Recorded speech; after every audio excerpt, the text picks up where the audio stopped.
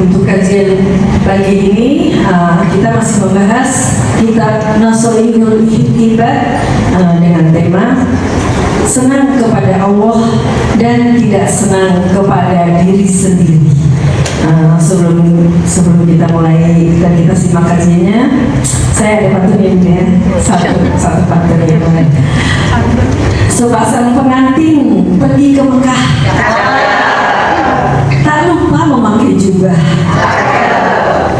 Hari Senin, hari yang penuh berkah, mengaji bersama Ustazah Syifa. Hampir di tapal dari Ustazah.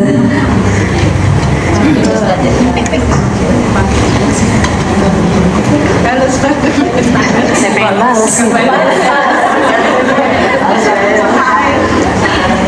Burung itik, burung cendrawasih.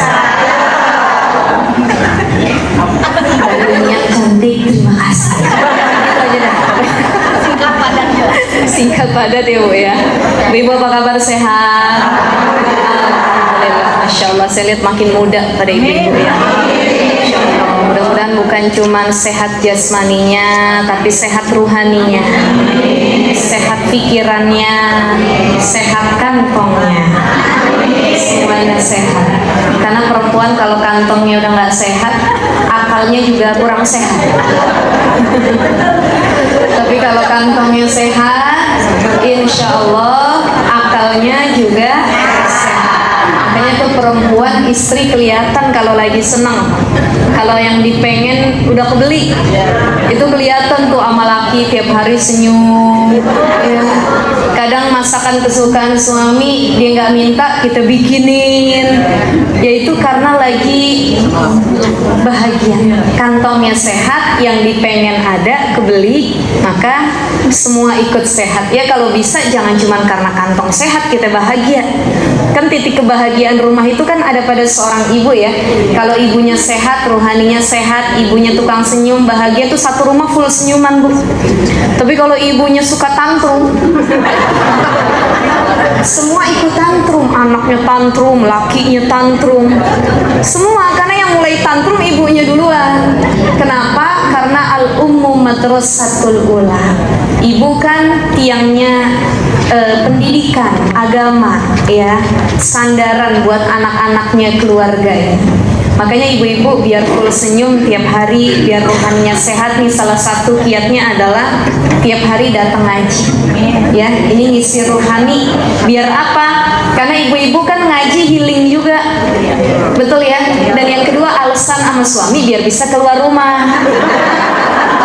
Nanti kan pulang ngaji bisa melipir, makan mie ayam, mampir ngopi sama teman-teman ya. Izinnya mengaji, cuma nanti melipirnya banyak gitu ya. Itu kan bentuk healingnya perempuan ya Bu ya. Ya insya Allah pulang ngaji makin fresh, makin sehat afiat. Dan yang paling penting makin dekat sama Allah. Amin ya Rabbal. Sebelum saya mulai ini ada pengumuman, saya takut lupa ya Bu ya. Insya Allah Rumil itu nanti ngadain kelas pernikahan ya, flash namanya ya, fikih, love, adjustment, sakinah, happiness. Oh Masya Allah nih. Ini Ibu, ini bukan cuman buat orang-orang yang mau nikah, tapi yang udah lama menikah. Karena ternyata yang harus terus belajar ilmu pernikahan tuh bukan cuman yang mau nikah, yang udah nikah harus terus belajar ya. Karena belajar memahami pasangan, belajar mengalah, belajar meminta maaf, belajar memaafkan. Kan isi nikah itu doang Bu, mengalah, memaafkan, minta maaf, dah ya. Jadi isi nikah tuh mengalah. Kenapa kita mengalah ya? Kadang-kadang salah paham, konflik, mengalah, minta maaf, memaafkan. Tiga itu tuh berputar tiap hari tuh. Hari ini istri minta maaf, suami yang memaafkan. Besok suami yang minta maaf, istri yang memaafkan. Kan gitu aja tuh ya. Ibu nih saya lihat dari wajah-wajahnya sudah ada yang puluhan tahun berumah tangga ya. Bahkan sudah punya cucu, betul? Betul? Ya tapi nggak kelihatan orang sini insya Allah ya. Ibu-ibu dipanggil sama cucu apa? Nenek? Oh zaman sekarang jarang yang mau dipanggil nenek. Enggak, Ustazah kesannya tua bener sih kalau dipanggil nenek gitu ya. Jadi ada yang nenek zaman sekarang dipanggilnya tuh oma, ada yang dipanggilnya jida ya pakai bahasa Arab, ada yang maunya grandma ya.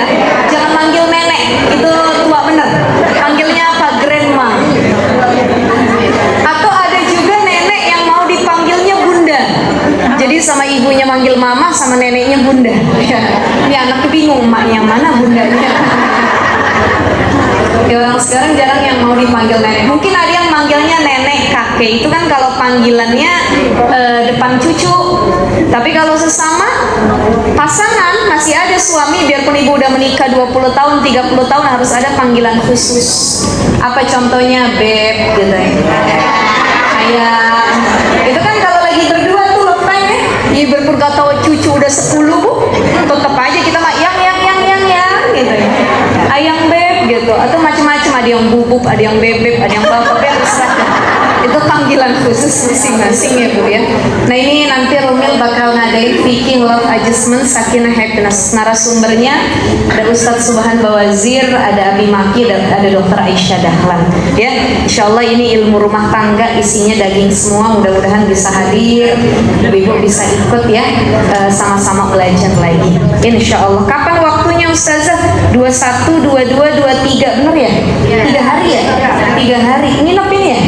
Oh enggak, jadi pilih tanggalnya salah satu. Oh enggak? 2 atau 3 gitu ya. Nah itu antara itu ya, November ini ya ibu-ibu ya, 21, 22, 23. Baik. Bismillahirrahmanirrahim. Assalamualaikum warahmatullahi wabarakatuh. Bismillah, alhamdulillah, wassalatu wassalamu ala rasulillah Muhammad ibn Abdullah wa ala alihi wa sahbihi wa mawalah. Rabbi syrah li sadri wa yassir li amri wa hlul uqdatan min lisani yafqahu qawli. Allahumma faqihna fid din wa 'allimna ta'wil. Allahumma aghnina bil ilmi wa zayyina bil hilmi wa akrimna bit taqwa wal istiqamah bi rahmatika ya arhamar rahimin. Qala Allah ta'ala fi kitabihil karim, subhanaka la ilma lana illa ma 'allamtana innaka antal alimul hakim. Amma ba'd. Ibu-ibu sekalian yang dimuliakan Allah, hari ini bahasan kita melanjutkan yang kemarin ya. Kalau yang kemarin sebelumnya temanya apa ya? Saya lupa ya. Ibu ingat nggak?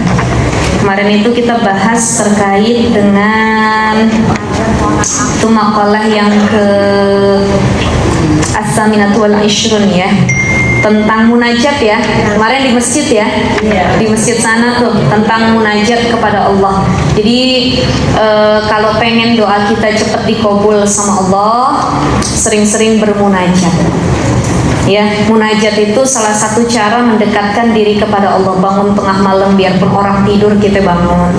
Ya, orang terlelap dalam mimpinya, kita sedang bertasbih, beristighfar kepada Allah tengah malam. Nah, itu namanya bermunajat, meminta kepada Allah. Itu wasilah pengen dekat sama Allah, caranya dengan munajat.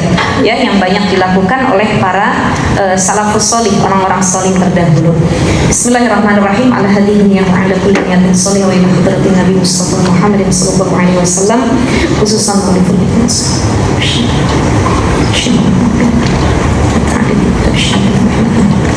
Al-Fatihah. A'udzubillahi minasyaitonir rajim. Bismillahirrahmanirrahim. Alhamdulillahirabbil alamin, arrahmanir rahim, maliki yaumiddin. Iyyaka na'budu wa iyyaka nasta'in. Ihdinas siratal mustaqim, siratal ladzina an'amta 'alaihim ghairil maghdubi 'alaihim waladdallin. Kalau kemarin kita bahas terkait dengan munajat, ini sekarang kita masuk ke wal maqalatut tasi'atu wal ishruna. Ini kan babnya adalah dua gitu ya, sanai. Tapi kalau nanti insya Allah kita akan masuk ke babus sulasi, bab yang 3 gitu ya. Babus sulasi itu misalkan ada salasun man kunna fihi gitu ya, 3 perkara orang yang begini, 3 perkara yang akan masuk surga, 3 perkara amal yang cinta Allah. Jadi 3 ini kitab Nasul Ibad tuh macam-macam. Ada yang 2 kan kemarin tuh khaslatani, 2 perkara amalan yang Allah suka ya. Nanti masuk ke bab 3, ada 3 hal gitu. Nanti masuk ke rubai, 4 hal ya, ciri kebahagiaan manusia gitu. Ini sampai akhir ada babnya masing-masing ya, tergantung beberapa poin-poin yang akan kita bahas. Ini kita masih di bab sunai 22 ya. Bismillahirrahmanirrahim. Wal maqalatut tasi'atu wal ishruna, maqalah yang ke-29. Qala ay Asyibli, Imam Asyibli ya. Idza aradta an tasta'nisa billah ay yaskunu qalbuka ma'allah wa la yanfuru minhu fastawhish min nafsika ai fakto muwaddati nafsika, ya. Jadi makalah yang ke-29 ini Syekh Asyibli pernah memberikan pesan begini, kata Syekh Asyibli, ya, salah seorang ulama yang ada di kota Baghdad. Idza arata an tasta'nisa billah, kalau engkau pengen merasa nyaman dengan Allah sesuai dengan tema kita hari ini, ya, menghadirkan rasa cinta, senang sama Allah. Kalau kita baru mendengar kata Allah disebut tuh udah getar hati kita, Bu. Zadathum imanan, baru kedengar kata Allah, azan bunyi, Allahu akbar, Allahu akbar, Allah. Tuh, orang kalau dia tuh udah di tingkatan tertentu, ya, artinya sudah rindu senang sama Allah, baru dengar kata Allah aja udah gemetar hatinya, gitu. Jadi kata Imam Asyibli, idza aradta an tasta'nisa billah, kalau kamu pengen nyaman sama Allah, pengen deket, pengen senang gitu, ya, pokoknya tuh senang banget deh sama Allah, gitu. Ayaskunu qalbuka ma Allah, artinya hatimu tenang ketika engkau bersama Allah. Makna bersama Allah itu apa, ibu-ibu? Lagi ibadah, ibadah itu kan lagi komunikasi sama Allah, sholat. Kenapa sholat kita disuruh untuk khusyuk? Kenapa sholat kita disuruh untuk menghayati gerakannya, bacaannya? Karena sesungguhnya ketika kita sedang melaksanakan sholat, kita itu sedang berkomunikasi dengan Rabb kita, Allah. Ibu baca Fatihah doang nih. Bismillahirrahmanirrahim. Alhamdulillahi rabbil alamin, Ar-Rahmanir-Rahim, Maliki yaumiddin. Kita tuh lagi muji Allah dalam surah Fatihah. Ya Allah, kan Allahu Akbar. Bismillahirrahmanirrahim. Alhamdulillah ya Allah. Terima kasih ya Allah. Alhamdulillahi rabbil alamin. Karena rizkimu, karuniamu, Rahman Rahimu, aku masih bisa berdiri melaksanakan sholat, ya Allah. Ar-Rahmanir Rahim, luar biasa kasih sayangmu, ya Allah. Iyyaka na'budu wa iyyaka nasta'in. Ya Allah, saya punya masalah, ya Allah, saya punya ujian, saya baru ketimpa musibah berat yang saya jalanin hari ini dan hari-hari kemarin, ya Allah. Tapi saya kembali dalam sholat saya. Kenapa? Karena nggak ada tempat saya berkeluh kesah, nggak ada tempat saya ngadu, nggak ada tempat saya curhat, kecuali iyyaka na'budu wa iyyaka nasta'in. Cuman Engkau yang mau dengerin aku, ya Allah. Itu kan lagi sholat, lagi komunikasi, Bu. Makanya orang kalau dia benar-benar deket sama Allah, sholatnya tuh dihayatin. Walaupun khusyuk itu kan sulit nih, ya. Khusyuk sulit nggak? Ya. Sulit. Karena apa? Karena orang lagi sholat itu kan hadir setan, salah satu setan yang menggoda seorang ketika sholat, dikasih was-was. Pikirannya mengambang kemana-mana, boro-boro mahamin Fatihah. Yang ada mikirin yang hilang biar ketemu, tuh lagi sholat dipikirin. Perasaan tadi dompet ditaruh di bawah meja tuh lagi sholat dia pikirin sampai salam tuh. Makanya kalau mau sholat, pertama baca ta'awuz dulu. A'udzubillahi minasyaitonirrajim. Kenapa? Minta pertolongan sama Allah agar sholat kita dijaga dari gangguan setan. Karena setan tuh gak berhenti bisikin pas lagi sholat. Semua hal duniawi yang lagi kita pikirin, lepas dulu, lepas, jauhin. Ibu lagi scroll di Shopee, lagi scroll di live TikTok, ya, pengen beli jilbab warna merah, ada pilihan yang merah bata, merah marun, merah cabai. Ini lagi mikirin bajunya cocoknya sama merah yang mana, ya. Mau di CO maju mundur, masukin dulu ke keranjang, berkali-kali dilihat yang mana merahnya, ya. Allahu Akbar, Allahu Akbar, ntar aja sholat dulu deh. Sholat. Begitu sholat, boro-boro menghayati Fatihah dan bacaan. Bismillahirrahmanirrahim. Alhamdulillahirabbil alamin. Dilihat motif bajunya, kayaknya masuk ke merah bata. Iyyaka na'budu wa iyyaka nasta'in. Ihdinas siratal mustaqim. Ibu. Ini kita jujur-jujuran aja, sering nggak begitu? Itu masih masalah jilbab, ya. Belum lagi yang lain-lain. Apa contoh perempuan itu kan salah satu kebingungannya tiap hari masak.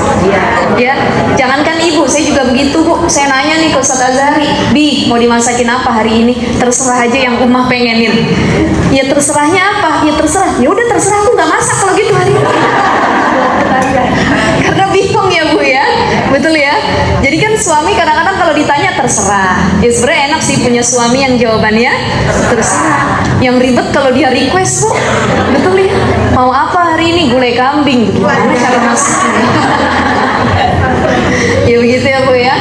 Nah, ini kita kebingungan masak apa ya buat suami. Pengennya masak yang enak, cuman di kulkas cuman tinggal ikan asin, ya, sayurnya tinggal kangkung, apa. Ini kita lagi mikir, Bu. Masak seperti biasa atau masak resep yang baru saya lihat di TikTok tadi ya. Dipikirin dulu cabenya diapain, bawangnya diirisnya bagaimana. Nah, itu sampai sholat tuh bisa kebawa juga. Betul ya? Makanya menghadirkan khusyuk dalam sholat itu sulit. Tapi paling tidak, nih ajaran para ulama, bagaimana agar kita bisa khusyuk dalam sholat, walaupun nggak bisa 100% khusyuk. Karena yang bisa khusyuk itu cuma Nabi. Hatta sahabat Nabi aja sulit tuh. Sayyidina Ali sebelum sholat diuji sama Nabi, ditawarin sorban. Yang satu hijau, yang satu merah. Kata Nabi, nanti aja jawabnya habis sholat. Sayyidina Ali dari awal nggak kepikiran sorbannya, Bu. Beliau kan soleh juga tuh ya, Masya Allah. Sholat, fokus ya. Tapi setan berhasil menggoda hati beliau ketika mau salam. Itu udah di ujung sholatnya. Atahiyatul mubarakatus salam. Muncul pikirannya. Kata Sayyidina Ali, kayaknya yang hijau lebih cerah, yang merah motifnya lebih bagus. Ya kurang lebih begitulah sama kayak kita pikirannya. Padahal dikit lagi salam. Begitu kelar sholat nyamperin Nabi, kayaknya yang merah aja deh saya ambilnya. Nabi tertawa. Kata Nabi, berarti tadi lagi sholat kamu mikirin sorban yang gue tawarkan. Iya wahai Nabi, Masya Allah sulit sekali untuk khusyuk. Nih para sahabat aja sulit khusyuk, apalagi kita, Bu. Kita sujud, kita masih jauh dari para nabi, para sahabat ya, Bu ya. Apalagi kita. Ya Allah ya Rahman. Nah kata para ulama, kata Imam Abu Hatim Al-Asum ya, beliau bilang begini. Kalau pengen khusyuk dalam sholat, salah satunya bayangin tuh sholat terakhir kita. Bayangin. Kalau kita sholat zuhur, bayangin jangan-jangan nanti asar saya kagak bisa sholat lagi, udah jadi mayit gitu. Terus bayangkan kalau kita baru takbir, kemudian baca Fatihah, Alhamdulillahirabbil alamin waladdallin amin. Bayangin lisan kita keluh dan nyawa kita diambil sehingga nggak nyampe nyawa kita sampai ruku. Ya Allah, jangan-jangan saya nggak nyampe ruku. Pas lagi ruku, bayangin kita nggak nyampe sujud. Pas lagi sujud, bayangin nggak nyampe duduk di antara dua sujud. Berapa banyak orang yang meninggal ketika sedang sujud. Dan itu yang kita harapkan ya, Bu ya. Mudah-mudahan wafat kita dalam keadaan husnul khatimah, lagi ibadah. Kan pengennya begitu ya. Karena seseorang itu akan wafat sesuai dengan kebiasaannya. Ibu-ibu kebiasaannya apa? Ahli sedekah. Lagi sedekah wafat, ya Allah ya Rahman. Ibu-ibu kebiasaannya apa? Zikir, lagi megang tasbih, subhanallah, alhamdulillah, tiba-tiba wafat. Masya Allah. Jadi cari kebiasaan yang baik. Kebiasaannya apa? Gibahin orang. Pokoknya tiada hari tanpa bergibah. Gibah is my lifestyle. Gibah adalah gaya hidupku. Gibah adalah kebutuhanku. Ada orang punya prinsip begitu ya. Jadi satu hari tanpa ngomongin orang, palanya puyeng. Dia harus cari informasi sebanyak mungkin. Gibah itu kan hobi tuh, kebiasaan. Lagi gibah, mulutnya lagi mencong-mencong niruin orang, dicabut nyawanya. Ya Allah, lagi ngapain, Bu? Gibah. Allahu Akbar. Insyaallah mudah-mudahan Allah jauhkan kita dari su'ul khatimah ya. Maka itu, idza aradta an tasta'nisa billah, kalau kamu pengen merasa nyaman sama Allah, senang kita dekat-dekat sama Allah. Jadi senang dekat sama Allah itu pas kapan? Lagi ibadah. Ciri orang yang senang sama Allah itu dia hobi ibadah. Bukan lagi merasa itu kewajiban. Kenapa saya sholat kewajiban? Itu mah masih rendah niatnya. Tapi kalau dia merasa sholat itu kebutuhan, ya Allah, ibu harusnya malam ini tahajud, gak kebangun. Begitu gak kebangun, nyampe subuh ibu sholat, ibu ada yang berbeda, ada yang kosong, ada yang kering ruhaninya. Kenapa ya Allah? Biasanya saya tahajud, saya merasa ada yang berbeda, saya gak enak nih hidup saya hari ini. Kenapa? Tahajud saya gak dilaksanain. Ya Allah, itu udah tingkatannya beda. Itu ibadah bukan lagi kewajiban, tapi kebutuhan. Kayak makan deh, ibu belum makan pagi sarapan, ya. Kira-kira ada yang berbeda nggak dalam diri kita. Perut bunyi, mata cekung, badan lemes, ya kulit kering, dehidrasi, belum nyentuh makanan tuh. Ya biarpun tadi lontong udah 4 biji. Kalau nasi belum kan belum sarapan kita pokoknya. Kan kelihatannya lemes Bu, ya Allah. Kenapa? Karena kita menjadikan makan bukan kewajiban tapi kebutuhan. Orang kalau nggak makan mati nggak? Apa yang matinya? Jasmaninya. Dia nggak dikasih makan 3 hari berturut-turut bisa mati nggak?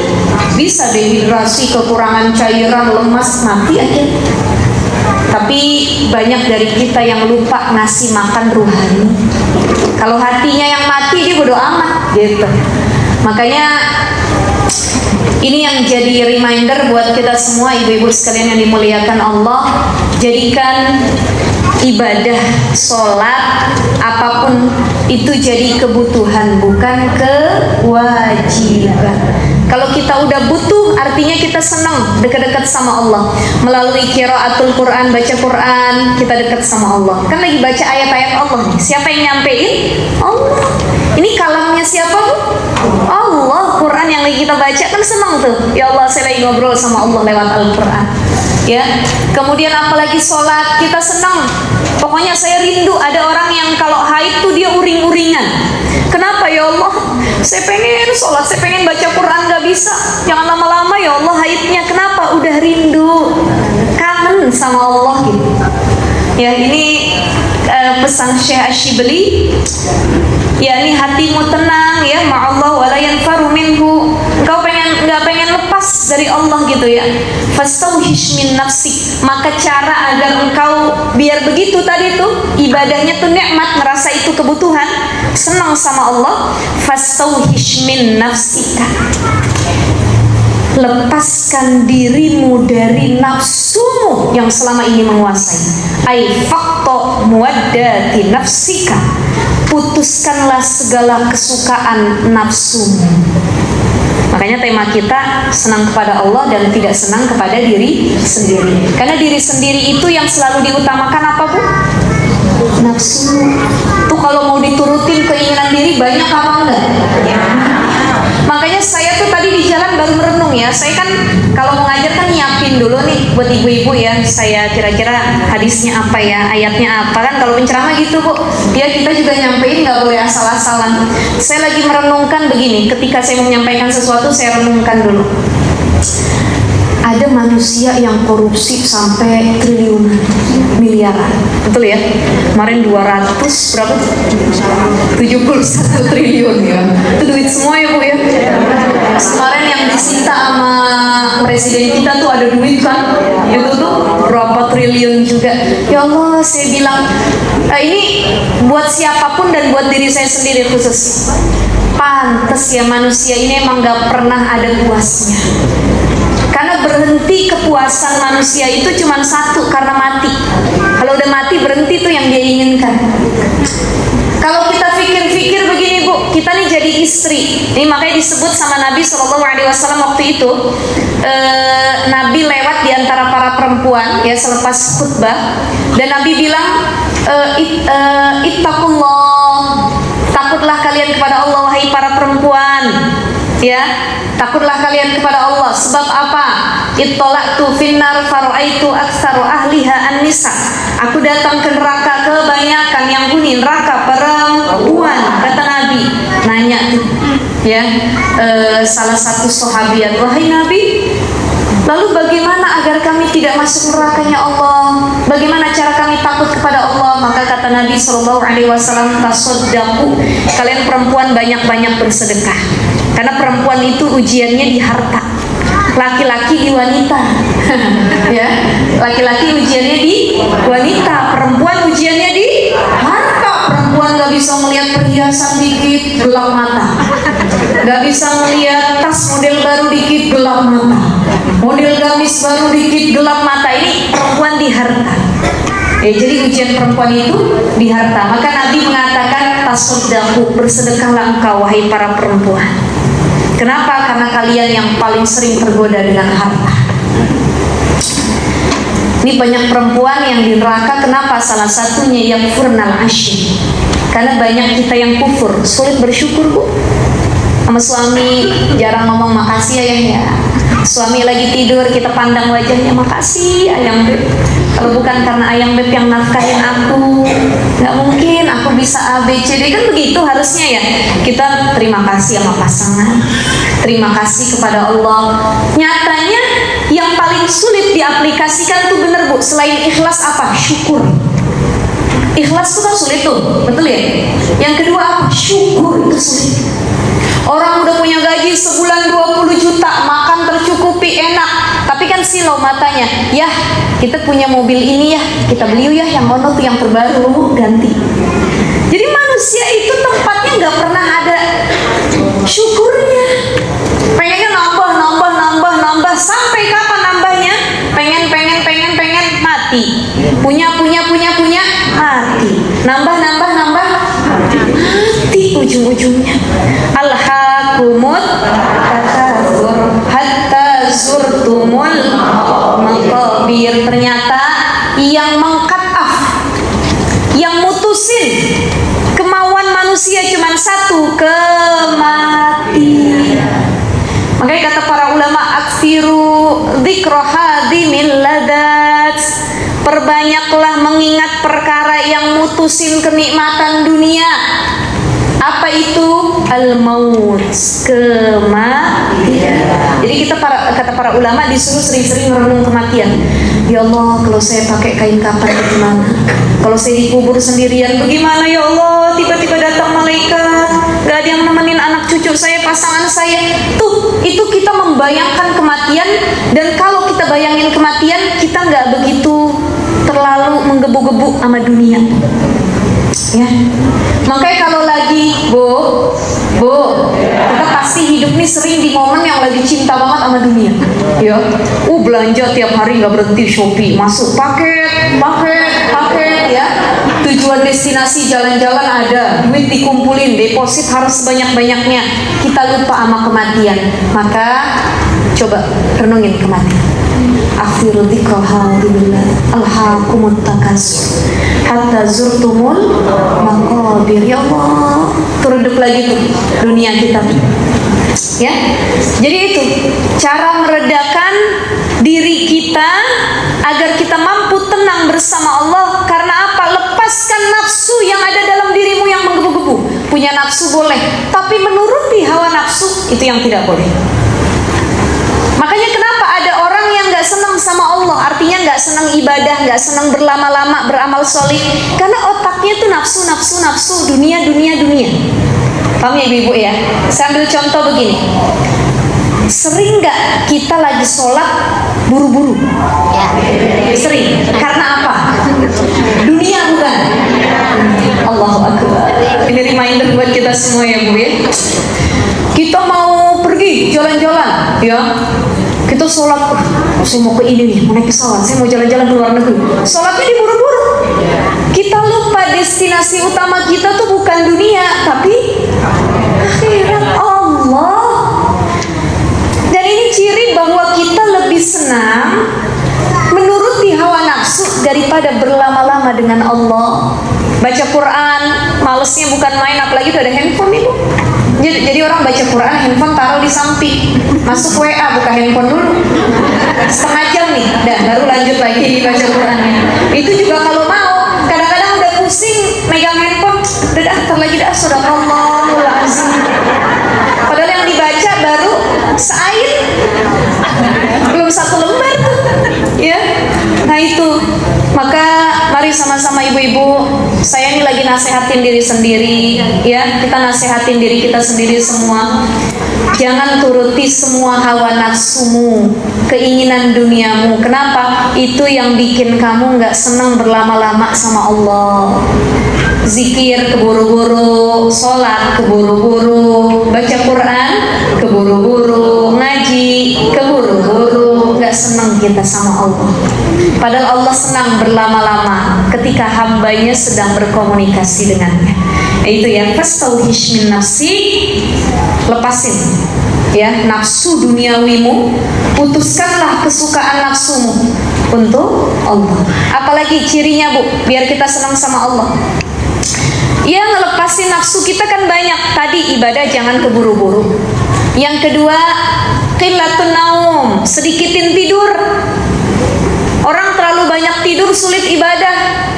Ya, kenapa sih kita sulit bangun malam? Karena tidur tuh enak loh malam-malam, betul nggak? Dan cobaan orang ibadah di malam hari itu lebih berat daripada di siang hari. Kenapa? Karena hamba yang bangun tengah malam, mereka hamba pilihan Allah. Ya, wa minal laili fatahajjat bihi nafilatan lak asa ayyab'atsaka rabbuka maqaman mahmuda. Orang yang bisa melawan hawa nafsunya untuk tidak melanjutin tidur, dia bangun tahajud, nih orang pilihan. Biasanya derajatnya tinggi di sisi Allah. Yang kedua, di kesukaan nafsu. Nafsu tuh kalau mau diturutin tuh semua dia lahap, makan. Kita sama Nabi bedanya sedikit ya Bu ya.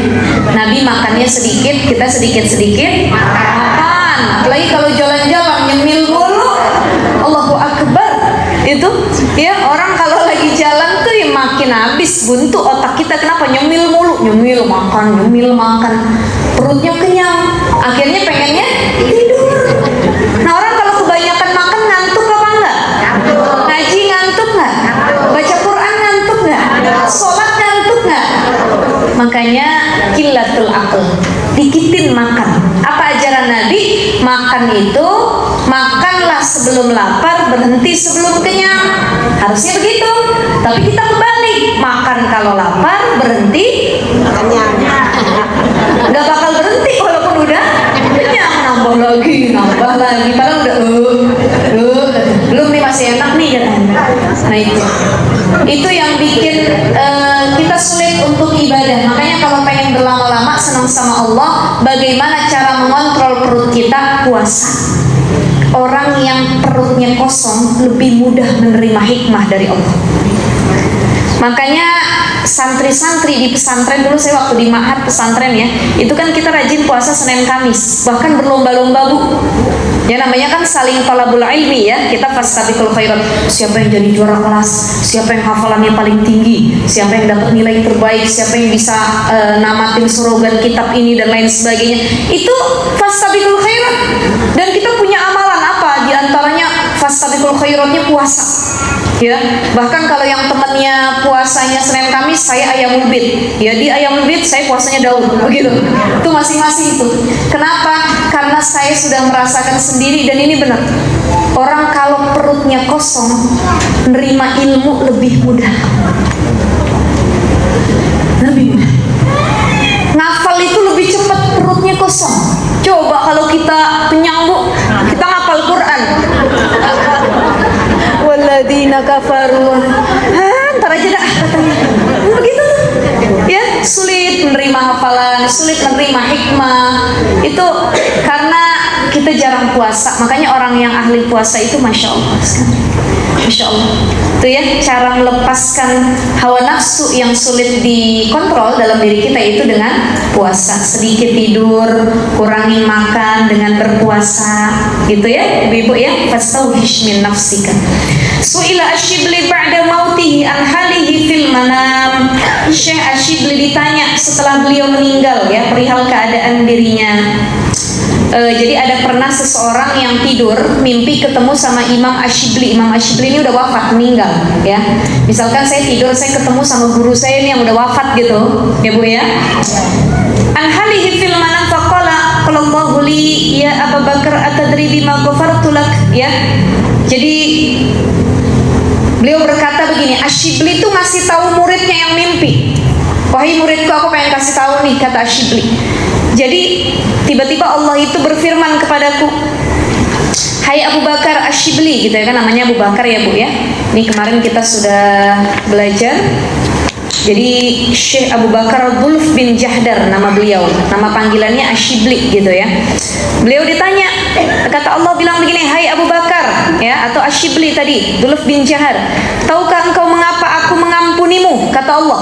Ini Asyibli lagi cerita nih yang muridnya ya. Jadi setelah aku meninggal, Allah tuh bertanya kepadaku, wahai Asyibli, kenapa aku ngampunin engkau? Maka Imam Asyibli berkata, sebab amal solehku. Wahai Allah, bukankah begitu? Kata Allah, bukan. sebab keikhlasan ibadah-ibadahku? Ya, qultu bi ikhlasi ubudati. Ya, wahai Allah, apakah karena keikhlasan aku saat ibadah? Qala la, kata Allah, bukan. Qultu bihaji wasaumi wassalati. Wahai Allah, aku diampuni apa karena sebab hajiku, puasaku, salat yang kulakukan? Maka Allah berkata, qala la, bukan juga. Qultu bihijrati lissalihin oleh talabil ilmi. Apa karena hijrahku ke orang-orang soleh dan menuntut ilmuku yang sungguh-sungguh, hai Allah? Maka Allah juga berkata, qala la. Qala qultu ilahi fabima. Wahai Allah, kalau itu karena apa aku diampuni dosanya? Faqala ta'ala, maka berfirman Allah Ta'ala, atadhkuru hina kunta tamshi fi darbi Baghdad fawajadta hirratan saghiratan qad afaha al-bardu wa hiya tanzawiyu min shiddatihi. Kata Allah Subhanahu wa taala, wahai Asyibli, ingatkah ketika engkau berjalan di gerbang kota Baghdad? Ya, tamshi fi darbi Baghdad fawajadta hirratan saghiratan, engkau menemukan seekor kucing kecil di dekat pagar Baghdad itu. Qad ad'afaha al-bardu, dia lemah, kucing itu kedinginan, dia dalam keadaan yang lemah, ya. Wa hiya tantazawiyu min shiddatihi, ya terbujuk karena kedinginan menggigil. Fa akhadtaha rahmatan laha wa adkhaltaha fi farwa kana 'alaika wiqayatan laha. Fa qultu na'am, kata Imam Asyibli. Jadi kata Allah begini, Asyibli, ingat nggak waktu dulu kamu masih hidup, kamu tuh ngelewatin gerbang Baghdad, ya, dan di gerbang itu kamu lihat kucing kecil menggigil, hampir mati kedinginan. Terus apa? Engkau peluk kucing itu, engkau selamatkan, engkau bawa, ya, engkau beri kehangatan. Apakah engkau ingat? Ya, aku ingat, wahai Allah. Faqala ta'ala birahmatika litilkal hirrati rahimtuka. Allahu akbar. Apa kata Allah? Karena sebab rasa sayangmu kepada kucing itu sewaktu hidupmu, maka aku menyayangimu dengan mengampuni dosa. Ya Allah, Bu, Ibu, halo. Karena apa diampuni dosanya, Bu? Karena sayang sama kucing. Ini kalau ngomongin kucing saya jadi malu karena saya takut sama kucingnya. Pengen saya sayang sama kucing, cuman bukan karena saya jahat sama kucing, saya yang takut sama kucing. Baru diliatin saya udah kabur. Itu kucing yang liatin saya. Dan emang itu kucing itu bakal ngedekatin orang yang nggak ganggu dia, atau orang yang takut semakin dideketin. Kenapa? Karena dia tidak mengancam nyawaku, kata kucing. Kenapa orang dia takut sama aku gitu? Berapa kali saya mau makan nggak jadi, Bu, ngelihat ada kucingnya saya nggak jadi. Ya, atau lagi makan tiba-tiba makan saya lompat, pernah? Ya, itu betabur makannya. Jadi Ustadz Azhar itu suami saya udah paham bener, kata suami saya, kenapa? Kucing. Kata Ustadz Azhar. Ya, Masya Allah ya, Bu, ya. Nah, ini bagi yang suka binatang, melihara kucing, karena kucing juga salah satu binatang kesayangan Nabi ya, Bu, ya. Itu gak ada ruginya, karena dalam hadis Nabi SAW, apa kata Nabi? Irhamu man fil ardi yarhamkum man fis sama. Sayangilah orang-orang yang ada di bumi, semua makhluk Allah. Yarhamkum man fis sama. Kalau engkau sayang sama makhluk Allah, siapapun itu, Allah akan sayang kepadamu. Irhamu man fil ardi. Jadi kalau ada pertanyaan begini, dulu ada seorang pemuda yang dia minum, kehausan masuk ke dalam sumur, Bu. Dia minum. Begitu naik dari sumurnya, dia ngelihat anjing tuh melet-melet lidahnya begini. Karena kehausan juga. Gara-gara dia nggak tega ngelihat anjing itu yang kehausan, sekalipun anjing ya, bukan kucing, ini anjing nih, yang najis dia gitu ya, Bu, ya. Maka pemuda itu ngambil air dengan sepatunya, dicucurin ke mulut anjing itu sampai hilang rasa haus anjing tersebut. Dan sebab dia memberikan minum sama anjing tersebut, Allah ampuni dosa yang pernah dilakukan oleh pemuda tersebut. Itu cara Rahman Rahimnya Allah. Ya, jadi kata Nabi SAW, fi kulli kabdin ratbatin ajrun. Setiap yang bernyawa ada pahalanya. Artinya setiap kita nolong makhluk Allah yang bernyawa, siapapun itu, ya, mau binatang, mau hewan apapun, manusia, semua ada pahala yang dinilai sama Allah. Itu. dari menolong itu ya ibu-ibu ya.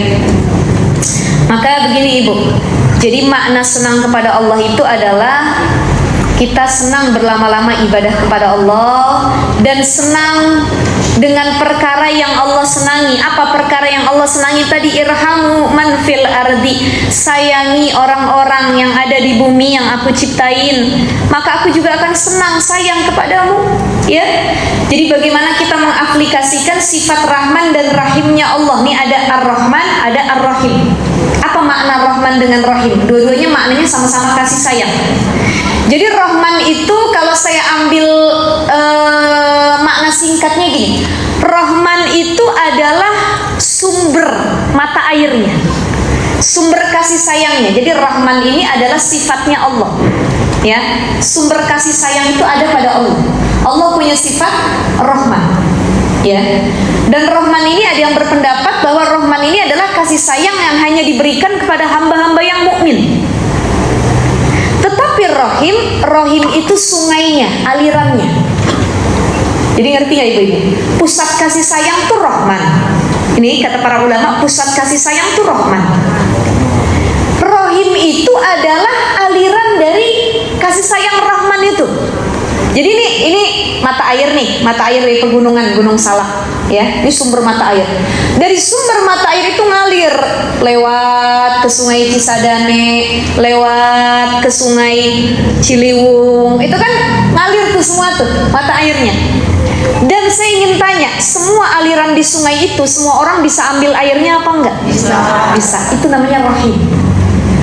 Jadi Rahim itu kasih sayang Allah yang sudah disebarkan kepada seluruh makhluk yang ada di dunia. Itu namanya Rahim. Dan Rahman adalah pusat sifat kasih sayangnya Allah, sumbernya. Makanya Allah mengaplikasikan sifat rahimnya itu sama perempuan. Kita punya rahim, Bu. Kita punya nggak rahim? Punya. Dari rahim ini udah lahir anak-anak yang soleh-soleha insya Allah. Ya. Kenapa namanya rahim? Karena rahim itu wujud kasih sayangnya Allah. Dan ada yang berkata begini, kenapa bayi ketika lahir nangis? Wah, wah. Karena bayi itu menangis, ada yang bilang karena takut dilihatin sama setan. Ya.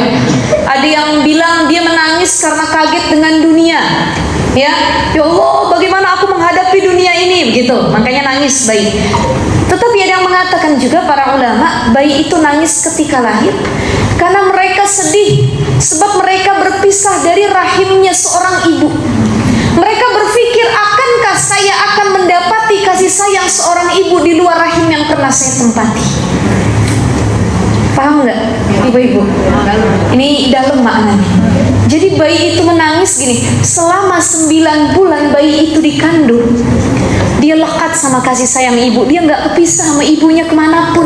Ibunya ke WC ikut, ibunya tidur ikut, kemanapun nggak bakal kepisah, Bu. Nempel sama ibunya. Ibunya makan apa, dia ikut nyicip juga. Ibunya makan seblak, dia ngerasain pedesnya seblak. Betul ya, Bu ya? Ibunya makan stroberi manis, dia ngerasain manisnya stroberi. Semua yang ibunya rasakan. Baik itu makanan, perasaan nih. Kalau ada orang hamil sedih, anaknya ikut sedih.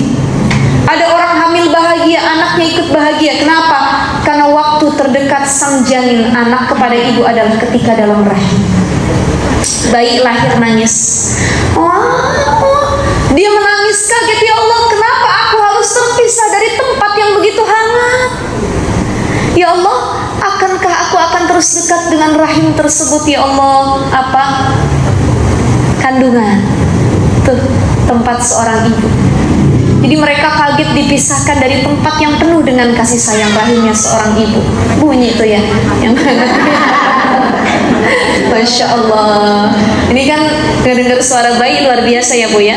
Makanya ada dalam surah Muhammad itu dalam Al-Quran ya, ruhama'u bainahum. Salah satu hal yang harus dilakukan sesama muslim, sesama makhluk Allah adalah ruhama'u bainahum, saling berkasih sayang antar sesama. Kenapa dipakai kata ruhama? Ruhama itu jamaknya dari kata rahim. Kenapa dalam Al-Quran Allah tidak menggunakan kata rahman, tetapi kata rahim? Karena rahman itu itu khusus sifat kasih sayangnya Allah.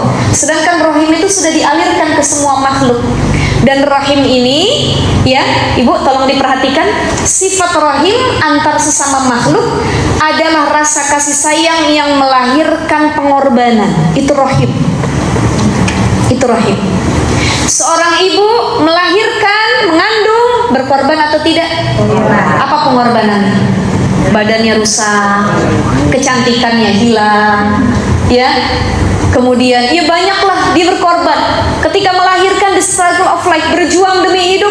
Ada yang wafat ketika melahirkan, ada yang setelah melahirkan lumpuh, ada yang setelah melahirkan sakit parah, ada yang masuk ICU dan lain sebagainya.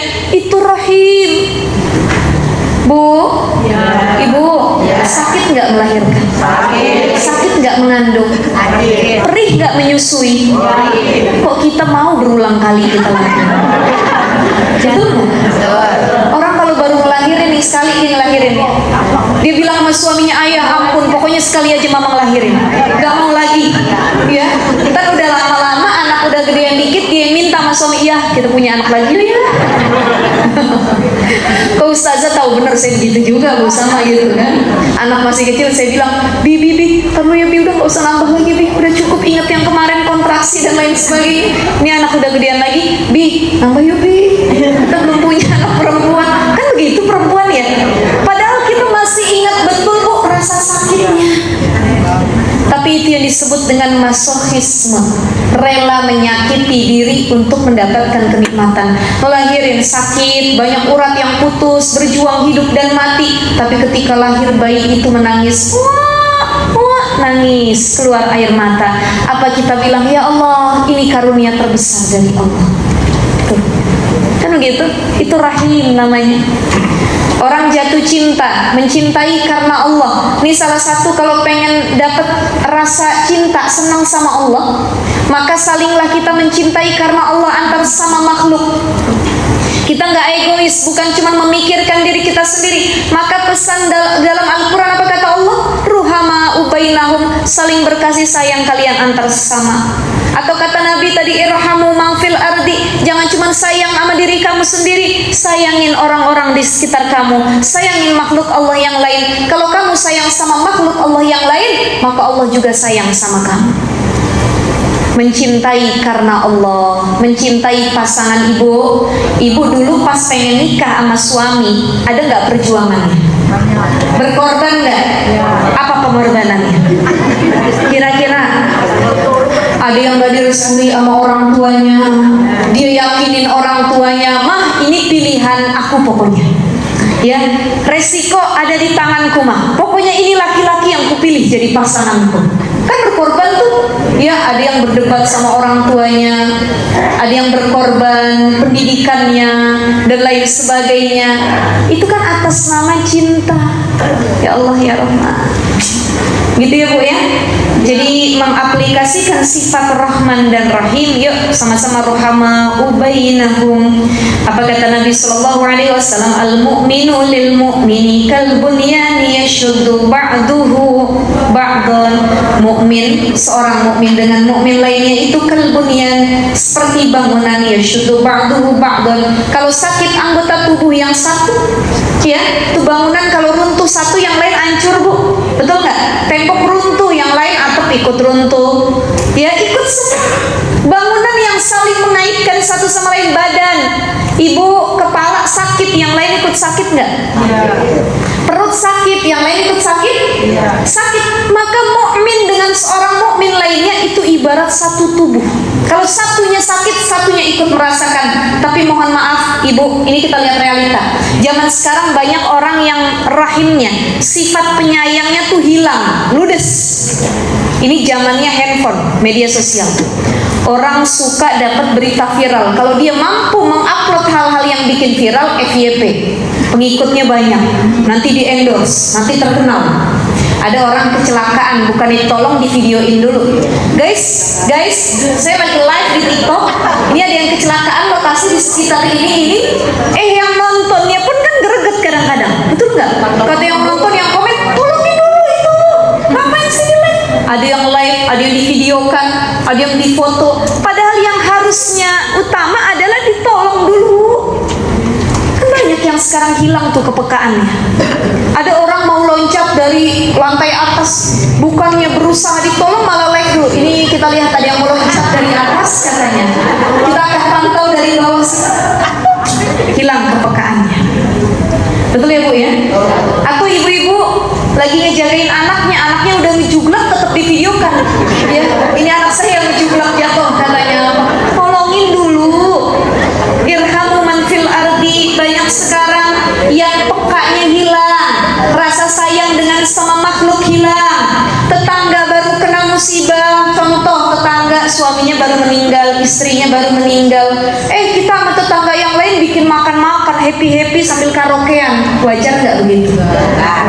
Itu namanya tidak peka dengan musibah orang lain. Saudara kita lagi ditimpa penyakit, kita nggak ada yang namanya tuh ya care gitu ya, peduli dan lain sebagainya. Hilang zaman sekarang rasa peka, rasa kasih sayang.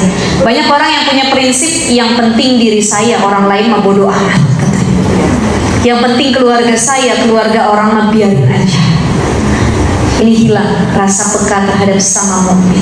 Kita ngerasain kawan-kawan yang di Palestina, betul ya Bu ya? Kawan-kawan yang sedang kesusahan di Sudan tuh, Ibu ngeliat nggak kemarin di Sudan beritanya? Itu warga sipilnya dibunuh ribuan orang. Ya Allah, kita doain Indonesia mudah-mudahan ya Allahumma ij'al hadza baladan aminan. Allah kasih negeri kita yang aman sentosa. Ya, jadi itu yuk mari sama-sama kita hadirkan rasa sayang Rahman Rahim Allah antar sama makhluk. Kalau kita sayang sama manusia, Allah akan lebih sayang sama kita. Kalau kita senang bantu orang, Allah akan lebih senang bantu kita. Ya ayyuhalladzina amanu in tansurullaha yansurkum wa yutsabbit aqdamakum. Kalau kamu nolong agama Allah, Allah akan terus nolong kamu.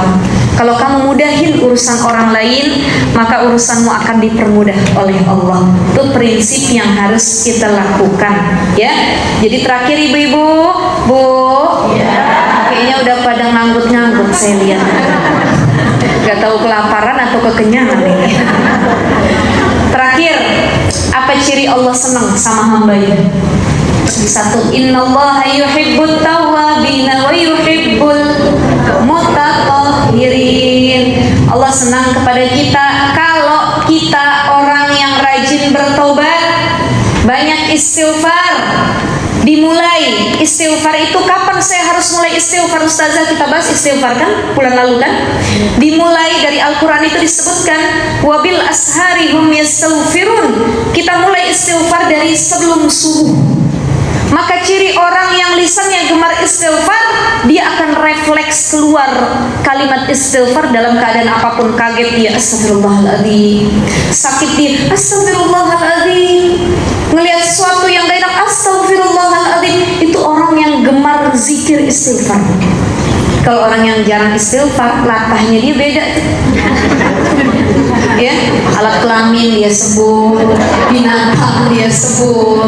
Ya, jadi reminder lah buat kita ya. Dan orang yang rajin istighfar, yuhibbut tawwabin, yang sering kembali kepada Allah tatkala dia suka bikin dosa, Allah akan jaga dia dari maksiat. Apa cirinya, Bu? Apa ciri tobat kita diterima Allah? Allah lagi cinta-cintanya sama kita. Mata kita dijaga, nggak suka ngelihat yang nggak baik. Kita mau ngelihat yang nggak baik nggak jadi, ya Allah, nggak baik. Kaki kita mau ngelangkah maksiat, aduh nggak jadi deh, saya takut sama Allah. Mulut kita mau gibahin orang, Bu Haji, tahu nggak? Kenapa Bu Haji? Astagfirullahaladzim, nggak jadi Bu Haji. Pernah nggak kita begitu, Bu? Seringannya begitu apa dilanjutin? Ibu, padahal ya tatkala kita lagi mau bikin dosa tadi gosip, kita baru ngomong, Bu Haji tahu nggak? Dan tiba-tiba datang tuh hidayah Allah, taufiknya Allah. Istighfar, jangan ngomongin orang, itu aib orang, pikir aib kamu sendiri. Tahu nggak Ibu? Itu salah satu karunia terbesar dari Allah adalah memberikan kesadaran tatkala kita sedang atau hendak maksiat. Ya, itu namanya hidayah Allah. Dan hidayah sama taufik ini harus beriringan. Ada orang yang dapat hidayah tapi nggak dapat taufik. taufik. Taufik itu adalah cara menggapai hidayah, itu taufik. Dia udah dapat hidayah nih, kesadaran dalam hatinya, iya nggak boleh ngomongin orang, tapi harus saya sampaikan begini Bu Haji, itu begini. Nah itu belum dapat taufik, baru hidayah. Tapi kalau orang sudah dapat taufik dan hidayah, Bu Haji tahu nggak apa itu si ibu itu loh kemarin, kenapa? Astagfirullahaladzim, nggak jadi Bu Haji, udah nggak jadi dah. Itu taufik dan hidayah udah datang. Maka menangislah kalau sering kita dikasih taufik dan hidayah. Ya itu ya. Jadi satu, Allah jadiin kita hamba yang refleks, sadar, tobat, istighfar ya. Yang kedua, Allah senang sama kita, cirinya ditutup semua dosa kita, dijaga kita dari perbuatan maksiat, diringankan langkah kita untuk taat. Dan yang ketiga ya, ciri hamba yang disenangi, dicintai oleh Allah adalah hidupnya penuh dengan gelombang ujian, badai, angin, topan, tsunami, tiap hari itu dapat aja. Itu tandanya kita hamba pilihan. Kalau hidup tanpa ujian, berarti perlu pertanyaan, dicintaikah kita oleh Allah atau tidak? Ya, jadi kalau kita lagi diuji, kita bilang alhamdulillah, saya hamba yang dicintai Allah. Insya Allah. Ini kisah dari makalah yang ke-29 ya. Bagaimana agar kita senang kepada Allah dan tidak senang kepada diri sendiri. Maknanya adalah senang kepada Allah dengan apa yang Allah senangi, yaitu saling berkasih sayang antar sama makhluk, dan senang kepada Allah yaitu berlama-lama saat ibadah, berkomunikasi dengan Allah. Senang, tidak senang kepada diri sendiri artinya tidak menuruti hawa nafsu, kemauan kita yang membuat kita jauh dari Allah. Baik ibu-ibu sekalian, karena waktunya sudah 11 lewat juga, silahkan kalau ada pertanyaan.